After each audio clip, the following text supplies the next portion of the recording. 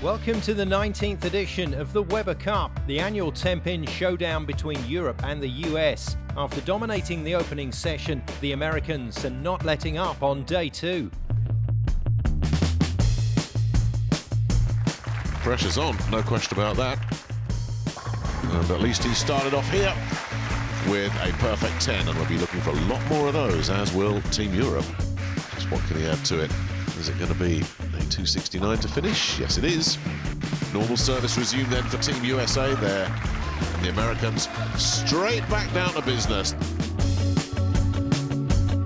The Truth-Simonson partnership will look to go to work and carry on this red-hot American streak.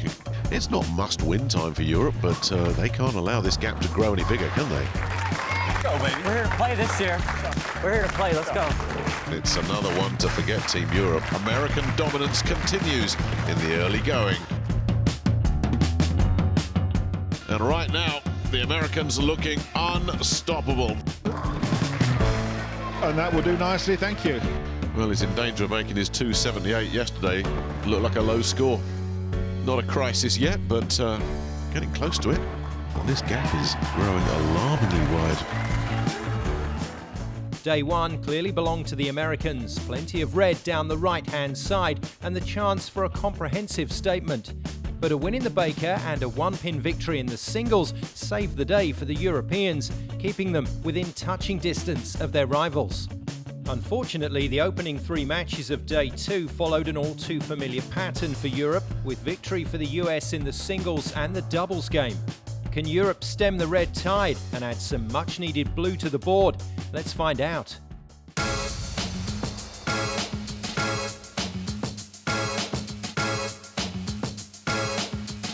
I think for Team Europe, the more team play we have, the better. The Baker games, the double games. I think the more we bowl together, the better we are. So I really hope the double matches will turn out good for us.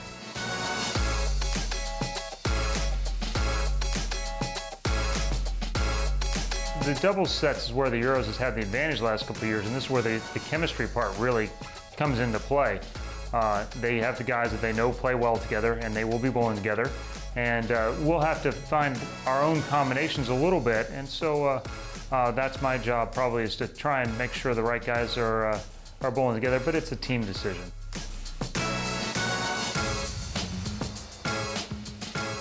It's 1 point per win with 19 needed to lift the trophy. The matches are played over 10 frames, and your commentators are Guy Kaminsky and Nick Halling. A single pin is left. So that's a really interesting thing to see there. So he also went with a urethane ball, Nick, which is the straightest, the weakest of all of the arsenal of their bowling balls they keep. But the difficulty is with your thumb in the ball, without the rev rate, it's hard to get the corner pins out.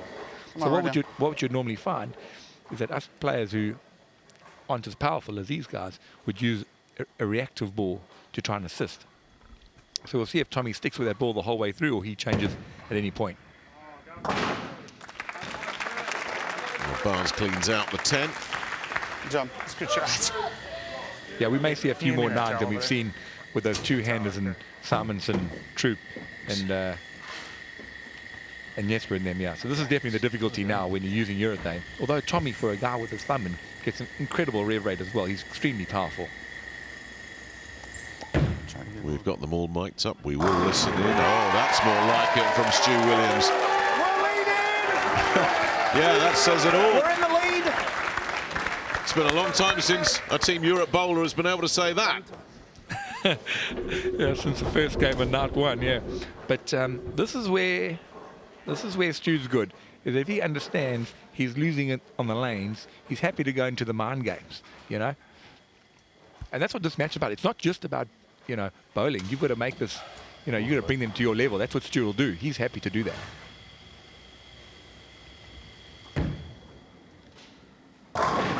Jones takes all 10 this time. So Tommy and Stu are the most vocal players on both teams. Come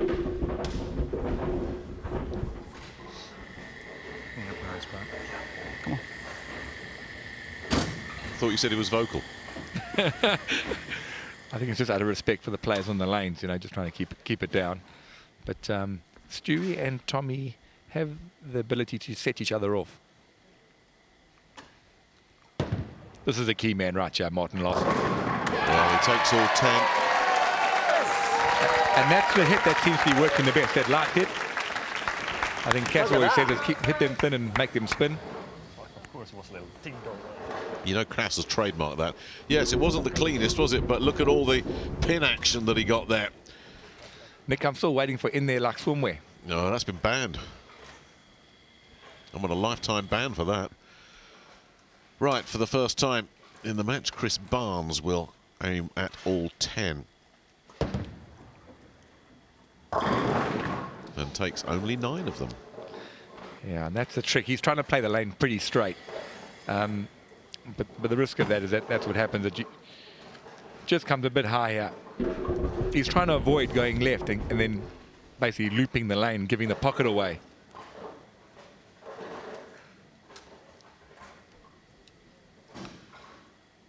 So now it'll be Jones, just to clean up. Well, this is good news for the Europeans. And it's really nice to see for people back home, you know, just the difference between the two-handed and the guys, you know, the challenge they're trying to face. You know, last night where there was a real premium on accuracy, you know, Barnes and Jones were great. And but credit to Barnes as well. He's played, you know, he's adapted his team to cover all bases, you know.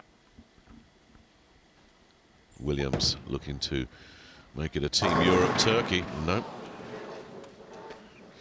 That's the thing when using such an aggressive hooking ball, is that the small miss can give you those nines. With the urethane ball, you know, your pocket's probably got a bit more space to aim at. But the difficulty is without the power, how do you get all 10 down?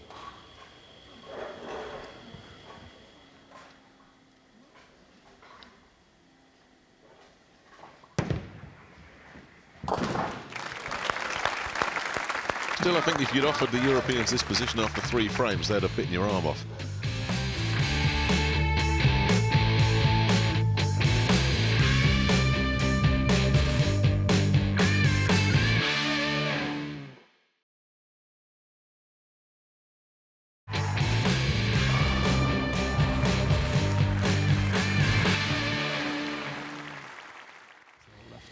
Welcome back to the Weber Cup, where Europe hold a narrow lead over their US rivals in this doubles matchup. Interesting there, Nick, how Martin's taking note of where the Americans are also playing. So not just watching their game, they're also watching what the opposition are doing. But that light hit really worked well. It's the one that looks perfect at ring 10s or ring 7 for a left-hander. That seems to be the problem area.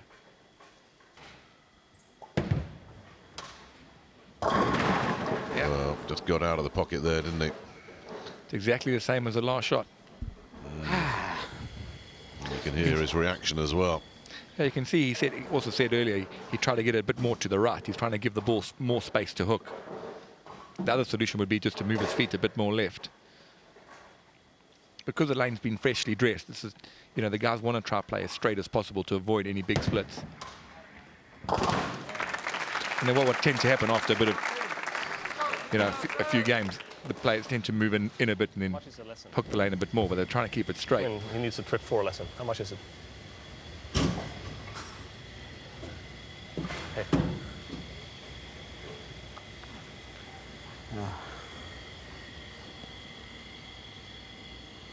What's the move? I'm afraid to move left. Oh, that's interesting. Moving into the part of the lane I think is not going to be good. Very interesting. A bit more behind it, I think. Okay. So you see the tactic clearly is to try to stay as straight as possible. So you can see he doesn't want to move left. He wants to try and stay that part of the lane. But now it's difficult because the bowling ball's trying to hook. So your option is to try and get less hand and make it turn less or throw it harder. We'll see if the Specto guys can pick up any stats for us when next time Stu gets up. Well, Tommy Jones just pulled away from taking the shot there. So just all these players just giving the sense that they're kind of fighting the lane a little bit here at the moment. We are dead level in the match as well, through 4. Jones, what can he come up with here? No, he too is that amazing? Is that 6-pin that is left standing again? Almost. Yeah, just that slightly high hit. You see, the guys Guys are trying to avoid going left and looping the lane and giving the pocket away by too far. They're trying to keep it tight. This is the problem when you haven't, you haven't got that power. The lane just gets a bit. You feel like you're playing on a rooftop compared to the other guys with with no thumb. But it's still a great illustration just to see the differences for people back home. That was me. You know, that it makes. Just got right on top of Yeah, it. I thought I might stay there for a minute. But Just over the top of it. it's all right. The next one. Yeah, this is 4 bowlers trying to work out the problems. Well, the problem just got solved there by big Stuart Williams. That keeps Europe in front here. You can see there with the Specto stats. He threw that ball quite a bit further to the right. Yeah, you can see there, just kind of caught at the back end. The ball came from quite close to the gutter there. So he gave it a bit more room, so probably kept his feet the same and just took the ball a bit further away from the pocket to allow that hook. So, Europeans edge in front. Let's see if Jones can get back on strike to keep the Americans ticking over here, which he does. A great strike there Come on, from no Tommy. more. Let's go. It's my bad.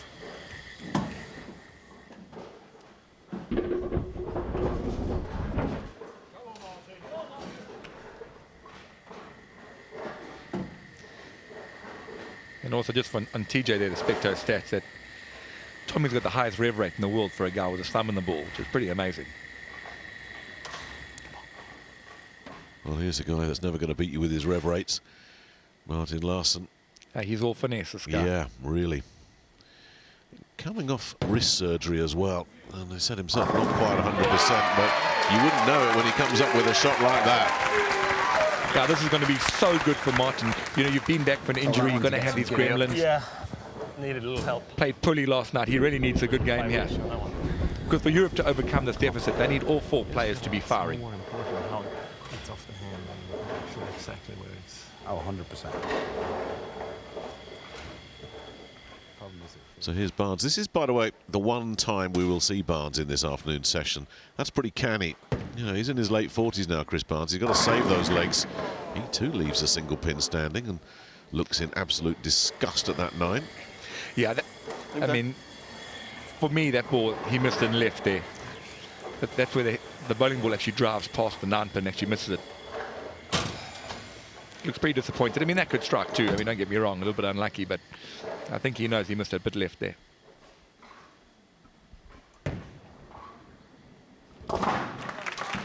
Spector telling us he missed about 5 boards. That just give you an idea how much space these guys have got down there. You got on top of it. All right, come on, no more. Well, I never moved back, so I thought I might stay. But and over. Yeah, you see, he said he got it in. He knew it was in. Well, a strike here from Williams puts Europe in good shape. And he's got the messenger to kick out that 10.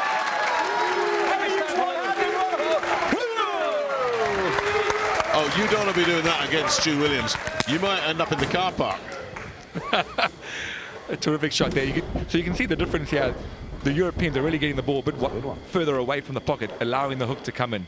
But they felt they haven't caught the breaks that America have caught during this match, and maybe that's the turning point for them.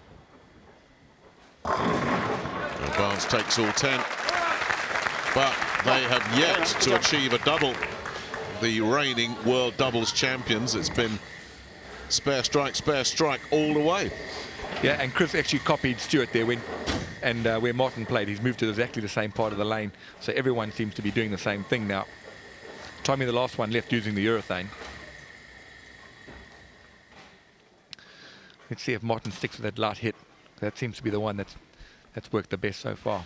Huge shot here from Martin Larsen. Yeah, it really is. If it's a strike, they'd have complete control of this point. But it isn't. And he got out of the pocket. There's a bit of movement there, but it didn't deserve to take anything out. He did not find the pocket. I mean, you don't want to be critical of these guys. But to deliver a ball like that, you have to throw it so bad when they've got so much space. That's really, and just unfortunately, that's a shot you want to delete from your memory as soon as possible. But what it does do, it ties us up with 2 frames to go, Nick. Yes, it really does. Oh, my bad. If he spares it, it'll be 10 pins up for Europe.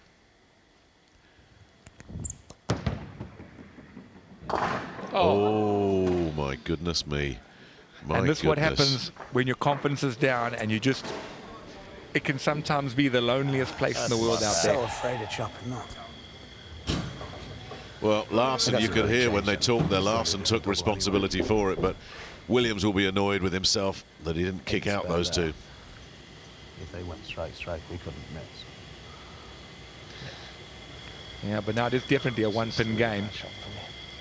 Well, all of a sudden, the Americans are in with a chance of this. Can they finish strong? Well, this is the big ball of the match so far then. Tommy Jones takes all 10. Oh, and he knew how big that was. Oh, he loves it. And Tommy will love the fact that Stu may have opened the door for them because it wasn't looking good. But this is what happens when you just can't seem to win a point. Oh, he loves it. Well, here we are in frame 9, and the Americans have trailed all the way. They've never been in front, but if Martin Larsen doesn't strike here, Europe will be trailing for the first time in the match, and it's another one that's not in the pocket, and this is unraveling again. Yeah, just not getting the ball out to the break point where he wants it. He's trying to get it further to the right, but what's happening at, whether it's his wrist or whatever, he's just cutting it short. He's just pulling it inside his mark each time. That's what's causing it to go high in the headpin. And a 10-pin game, but the problem is that the point's in America's hands. So if Chris Barnes steps up here and strikes, it's all over. Yeah, they can steal one. And this would be an absolute steal. I mean, they weren't out of it, but I mean that single, well, listen, it was a single pin miss, but that miss spare is could turn out to be crucial. All comes down to this then. If he takes all 10, Chris Barnes, with an assist from Tommy Jones, will take yet another point for Team USA. This for the point. Ooh, now then. Oh, he got out of the pocket pretty badly there as well. All right. Yeah, I mean, I think it's just the guys wanting it too badly. Well, assuming Jones takes out this single, we potentially could be seeing a shootout here. We could have a tied game. If Martin Larsen can get up and strike for us here, assuming we get the spare. Yeah, a strike. No. We'll see it. Dead level. No, strike actually. We'll strike to win now. It'll be a Europe win, won't it? Yeah, we were in old scoring form. We were in the World Bowling Tour scoring here. So the 9 spare actually counts 19, whereas in old days that would be 20. But so basically the only thing that can happen right now is a strike to win for 246 by 1 pin. That's the only thing. We cannot get a tie. It can only be a strike to win. Anything less is a loss. And how desperate do Team Europe need a strike here? And how desperately Martin Larsen needs this for his confidence. I can tell you if he strikes here, he'll light up this arena. He's got it. He's done it. Is that a turning point in this year's Weber Cup? Well, that was a thriller. It really was. And how the Europeans needed that. And Martin Larsen, who had such trouble yesterday, is the hero of the hour here.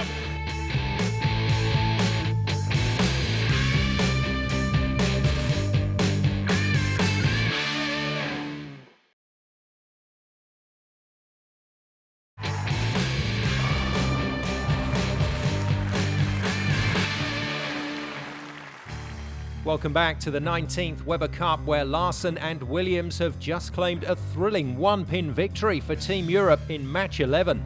A blue point on the board for the Europeans, so important as they start to climb the mountain and rein back the significant American advantage.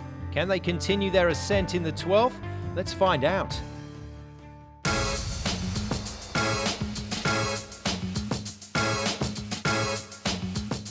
best team that comes together the most and in the most positive way is the one that wins. And with that comes momentum and everything else you'll see unfold over the next few days. And that's exactly what we want to try and bring. And that does come from having sort of that positive mindset, not getting panicked that we've lost a couple of points that we could have won, or that we struggled in a couple of other matches. But just, you know, taking that in our stride, trying to find a way that we can go and compete and go and do our best, and then the rest will take care of itself.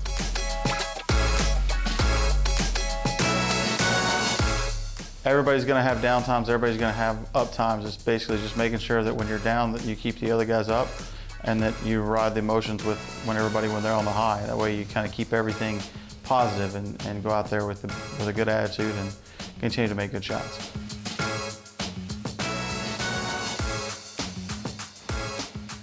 Commentary for this match comes from Cass Edwards and Nick Halling.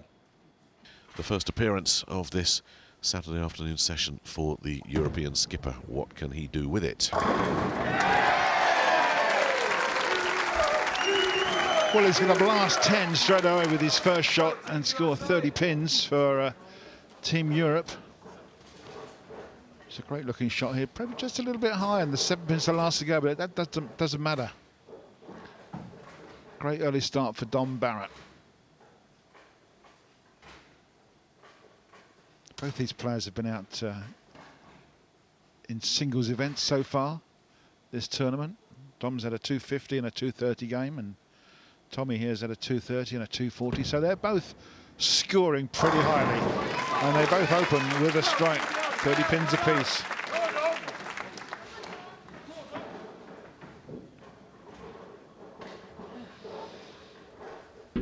Just holds pocket nicely and carries clean all 10. pocket hit, that's the key there.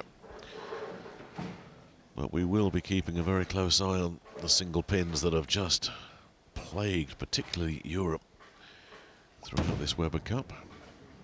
And there's another one right there. Well, yeah, you called it, Nick. This is the third match that's been played on this lane dressing, so the outside line will be a little bit more friction, and the guys are going wider and wider. Consequently, the angle in behind the head pin is greater, which causes that 10 pin to stand there. So a harder, straighter ball for the spare. 9 spare equals 19. Barrett is the second UK player to ever win a PBA title in the United States, and his good sidekick Stu Williams was the very first one way back in the day.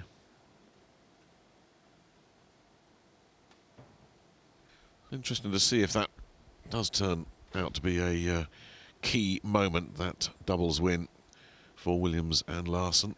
It was one that came down to that very last ball, and Martin bowling that strike. Is this where Europe will turn things around and kick on a little bit after a really slow start?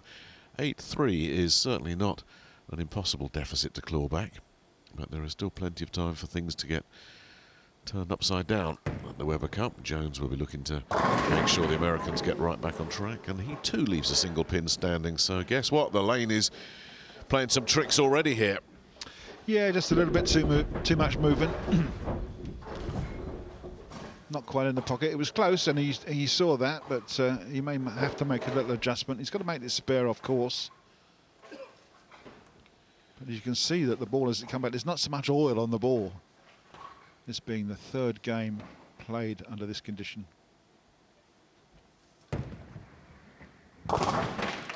Yeah, takes the 6. We've had a few of those single sixes kicking around over the course of the afternoon.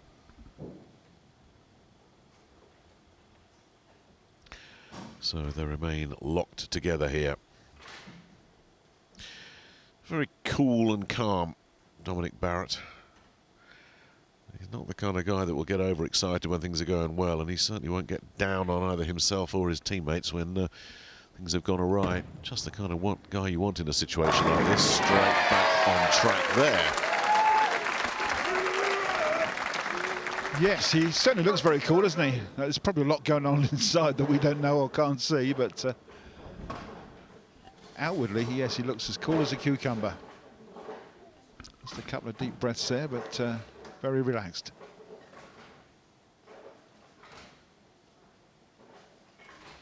He'll know how big this is. 4-8 will look a lot healthier than 3-9, that's for sure. So they've matched each other stride for stride thus far. Each had a strike, each had a 9 spare. Barrett has a strike, and Jones taking his time. Well, Jones has seen this all before, hasn't he? He's won numerous international tournaments through his career, 18 PBA titles in the United States, including the US Open and the Tournament of Champions in the past 10 trips at tenpin. Look at that. Wow. The flying messenger. Right in the pocket, but the tenpin stands, and here comes the head pin. And thank you and good night. Here it comes. And the double touch. Make sure that corner 10 is bludgeoned into submission. So we remain step for step here through 3. No, he's got away with one there, Barrett. That did not stay in the pocket at all, and it could have been a split. This could have been a lot worse. Yeah, it certainly could. It was the 4 and the 9 pin split, which stands up off of a ball that's just a fraction higher on the head pin. Doesn't kick the 4 out, and the ball misses the 9. But he is fortunate just to leave the single pin, but it can only be a spare. Well, under the circumstances, I think Barrett will happily take the spare. That could have been really messy. As it is, there's a chance here for Jones to try and get the first double of this match.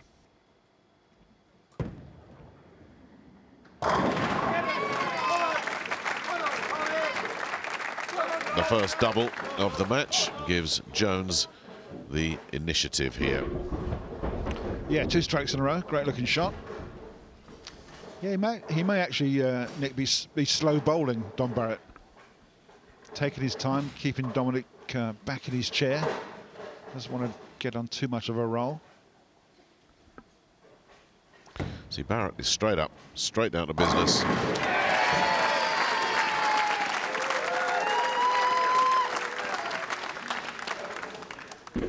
And Howie would love to get straight back up, shoot another strike, really get some motion going, but it's got to wait for Tommy Jones, who, as we've seen, is just taking his time.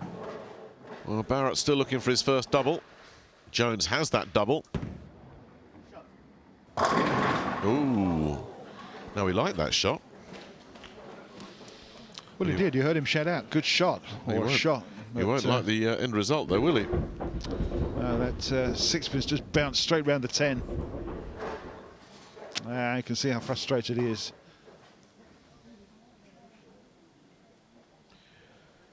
That helps Barrett. Because assuming Jones spares out here, Barrett can level this one up again. If he can get his first double of the match. Again, it's a surprisingly high number of single pins being left here.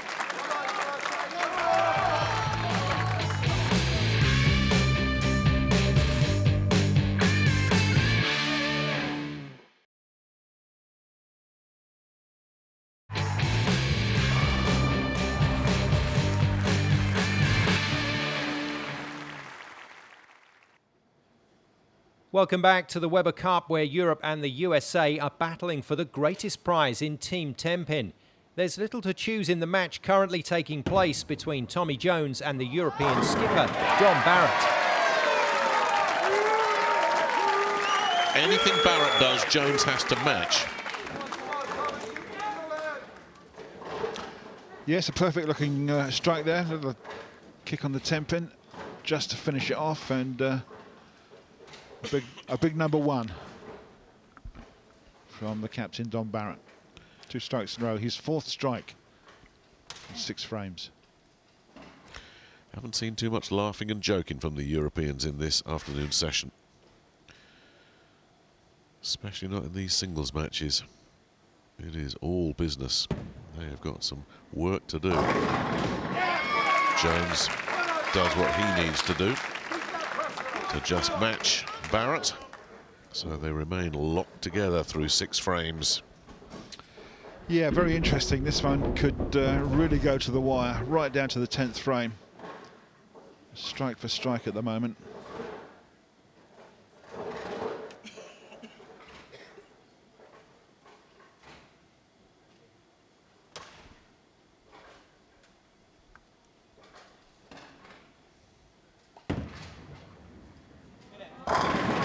Does it again.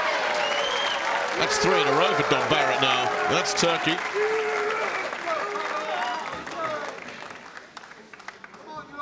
Yeah, lots of encouragement there from the rest of the Team Europe boys as Don Barrett shoots 3 strikes in a row. Puts the pressure right back on the American. There's some real tension in the arena around this match. Just get the sense that the Americans know that they want to put a halt to this European revival right here.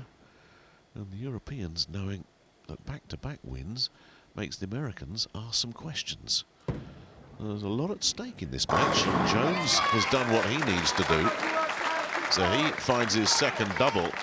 But this is a really nervy, tense match, this one. Well, of course, the situation is that a strike is worth 30, but a 10-pin tap is only worth 19. So there is the difference there. And just one little error on a corner pin tap can make such a difference to the end result of the game, of course. And if they both strike off, we'll have a tie and a 2-frame roll-off, which we haven't had yet this Weber Cup. We're going to have one somewhere. You just get the feeling about that. Does it again here. Barrett is really coming up with a game. That's a 4-bagger for the European skipper. Really performing well under pressure. Well, in fact, both players are under pressure. But 4 strikes in a row for Dom. 6 strikes out of 8 frames. It's really getting locked and loaded on that right-hand side of the lane.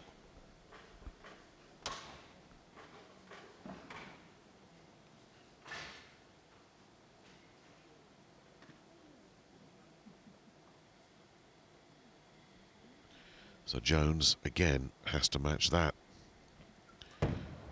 High stakes stuff this, and he's done it. A little bit streaky there and knows that 7 could easily have stood up. Yeah, we'll have another look at this one. It's light in the pocket, and there is the 5-pin and the 7-pin, and they've both gone. That could have been so different. Oh, lucky man. Yeah, he knows he got a break. And we're still level. Coming into foundation frame, frame 9. Well, there's no margin for error now. No bad luck, no bad shot. Can't get out of the pocket here. Now, you could almost suggest that the first player that doesn't strike is going to be on the losing end of this match. Not a single pin between them. Barrett is out of luck. Ouch.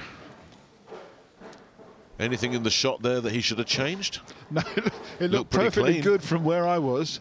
And that looks pretty good on the replay. He's just out of luck. Just nothing went across that side to hit the pin. And you can see how frustrated he is because he knows that Jones is on a strike fest with 3 in a row.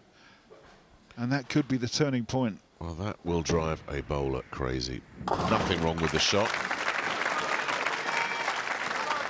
But he's lost the initiative here. It's up to Tommy Jones now. It's Jones's match to win. All because of a 7-pin in the corner that on another day would have gone. There are possibilities of a tie here.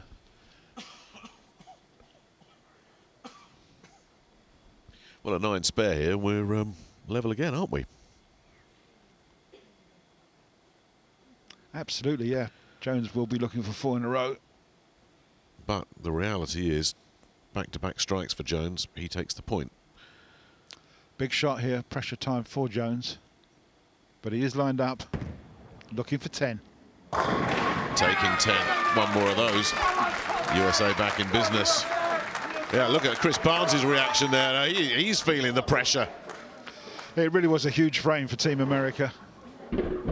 So interesting to see Barnes' reaction there, the face on Chris Barnes. This is one of those we have to win it points for both teams. Look at that.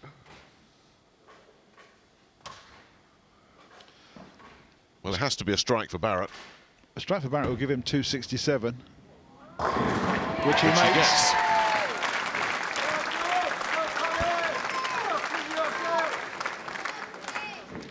And interestingly, Nick, a 9 spare for Jones will also make 267, so we could have a tie that way. Well, Barrett, once again, has bowled beautifully. He bowled a 254 and a 235 yesterday. 267. And he might be losing 3 in a row if it's a strike here. Strike, Jones wins. Correct me if I'm wrong here, as you say. 9 spare, we go on. If it's 8, it's a Europe win. Big ball, big frame. All or nothing. What's he going to get? This for the match. Oh, well, my goodness me. My goodness me. Can you believe that? Well, we knew it was going to happen. It means that we are going to have our first roll-off. And yet again, it's that 6-pin. It was all or nothing. Unfortunately, it is going to be hopefully a spare. It will be a 267 tie, and they will play a 2-frame roll-off. Yes, no half point shared here. This is going to be bowling's equivalent of a penalty shootout. Scores are scratched. Hazard to say that who doesn't strike will lose. Oh, no, that was not a clean pocket hit. It's the 6 yet again. We're seeing a lot of that 6-pin standing proud in this afternoon session. Of course, this is where the strikes and the spares make a big difference. There's an 11-pin difference between strike and spares.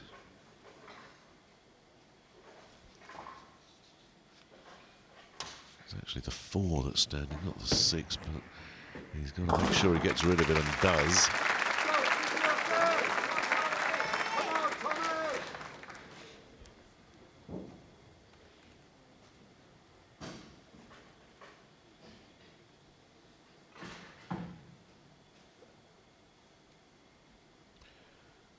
Well, he's opened the door once again for Jones.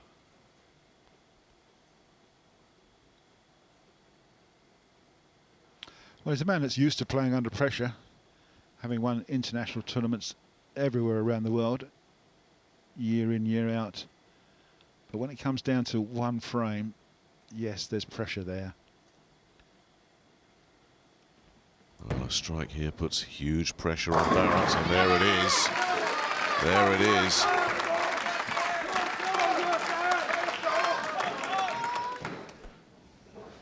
Well, he's not over the line yet, Tommy Jones. But that's where you'd want to be. Yeah, first strike, first blood. It pretty much forces Barrett to strike here now. Oh, without a doubt, has to. This has to be all 10. He does. So it's not over yet. Can't do any more than that, but it's now up to Jones to strike twice in the 2-frame roll-off. Anything less, 9 spare, and there'll be another tie. Does Dom Barrett have life yet in this match? Or is Tommy Jones going to seal the deal right here? It's Jones's point to win. Take all 10. Point number 9, Team USA. 9 spare and strike for Dom gives him a total of 49 pins in this roll-off.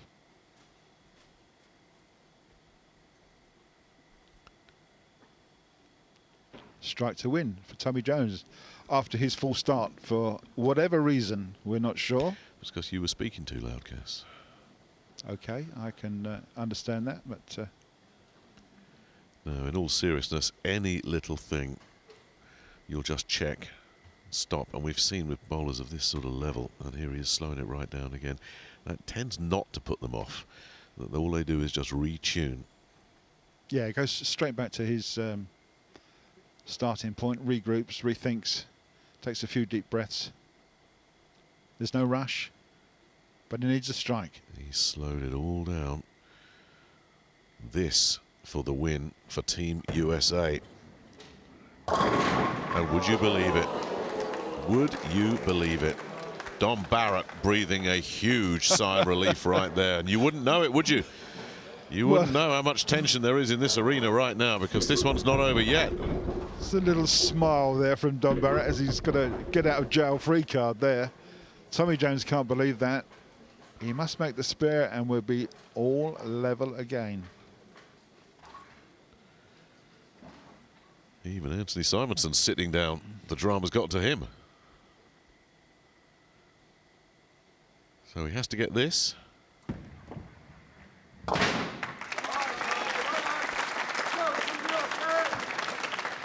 All square, 49 each. It's another 2-frame roll-off. I can only remember this happening once in the Weber Cup, many, many years ago. And? I can't remember. I think Mika Koivuniemen was playing in it, but scores are scratched back to 0 for 2 frames.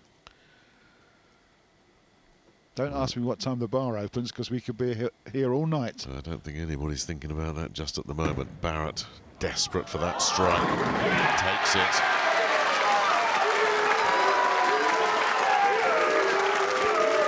Puts the pressure right back on Tommy Jones with that fantastic strike in his first frame.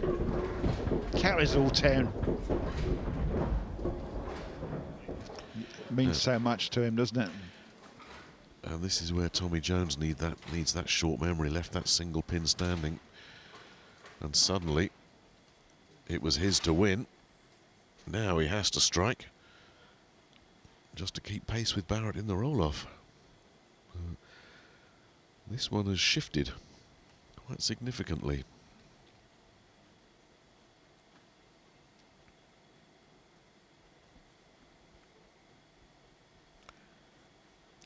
Ideally would like a strike. Well, it has to be, doesn't it, surely? There it is. And now the first one to double will be the winner. And if they both double, we go on again. We go on again.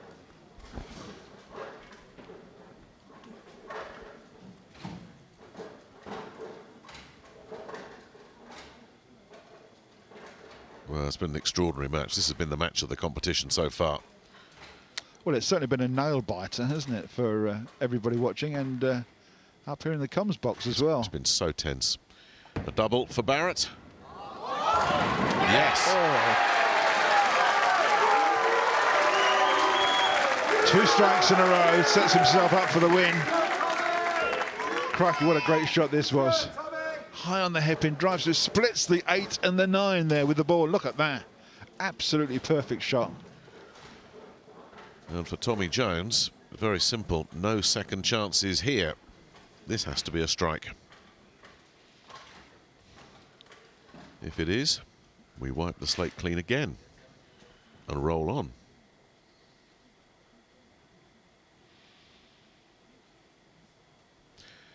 Well, it was his to win, remember.